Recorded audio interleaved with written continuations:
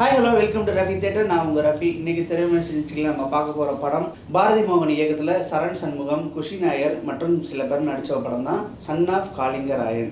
இந்த படத்தோட கதையை பற்றி பார்க்குறோம்னா, ஒரு காளிங்கராயன்கிற ஒரு கேரக்டர் இருக்காங்க. அவங்க பார்த்தீங்கன்னா மலைவாழ் மக்களுக்கான ஒரு கிராமத்தில் அந்த மலைவாழ் மக்களுக்கு ஒரு 300 ஏக்கர் நிலத்தை ஒதுக்கலாம்னு சொல்லிட்டு முடிவு பண்ணியிருக்காரு. அவர் ஒரு தானமாக கொடுக்கலாம்னு முடிவு பண்ணுறாரு.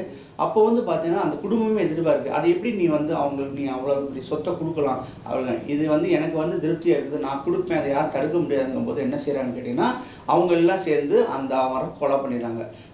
என்னை கொலை பண்ணாலும் பரவாயில்ல, என் மையம் கண்டிப்பாக இதை செய்வார்னு சொல்கிறாங்க. சன் ஆஃப் காளிங்கராயன் வர்றாரு. அவர் அந்த மலைவாழ் மக்களுக்கு அந்த சொத்தை பூரா கொடுத்தாரா, அதுக்கு பின்னாடி என்ன ஆச்சு அப்படின்னு சொல்கிறது தான் இந்த படத்தோடைய கதை.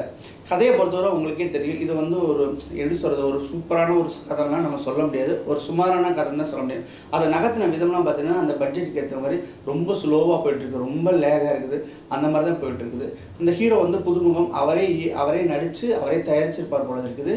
ஸோ அதனால் பார்த்தீங்கன்னா ஏனோ தானோ அந்த மாதிரி தான் போயிட்டுருக்கு. படத்தில் பார்த்தீங்கன்னா ஒரு ஹீரோயின் போர்ஷன் இருக்குது, மலையாள பொண்ணாக வராங்க. அவங்க பார்த்தீங்கன்னா ஆக்டிங்கில் நல்லாவே பண்ணியிருக்காங்க. ஹீரோவும் வரணும் நடந்திருக்காரு. அந்த ஹீரோயினுடைய முன்னாள் காதலியாக ஒருத்தர் வர்றாங்க, அந்த குஷி நாயர். அவங்களுமே பார்த்தீங்கன்னா ஓரளவு நல்லாவே நடிச்சிருக்காங்க. அவங்களுடைய போர்ஷன்லாம் ரொம்ப நல்லா இருக்குது, யதார்த்தமாக இருக்குது, அவங்க ரொம்ப அழகாகவே காமிச்சிருக்காங்க. ஸோ அந்த சீன்லாம் டச் பண்ணி போயிட்டுருக்காரு. காமெடி இங்கடின்னு எதுவுமே இல்லைன்னு சொல்ல முடியாது. அந்த போலீஸ் கேரக்டர் அந்த டேரக்டரே பண்ணியிருப்பார்னு நினைக்கிறேன். ஸோ அது பார்த்தீங்கன்னா ஒரு நல்ல ஆர்டிஸ்ட் போட்டு தான் ரொம்ப நல்லா இருந்திருக்கும். ஒட்டு மொத்தத்தில் பார்த்தீங்கன்னா இந்த பட்ஜெட்டுக்காண்டி என்ன செய்ய முடியுமோ அதை சொல்லியிருக்கான்னு சொல்ல முடியும். படத்தை பார்த்தீங்கன்னா ரொம்ப லேக்லாம் இருக்குது. மியூசிக் கூட அந்தளவுக்கு ஒர்க் அவுட் ஆகணுன்னு நம்ம சொல்ல முடியும்.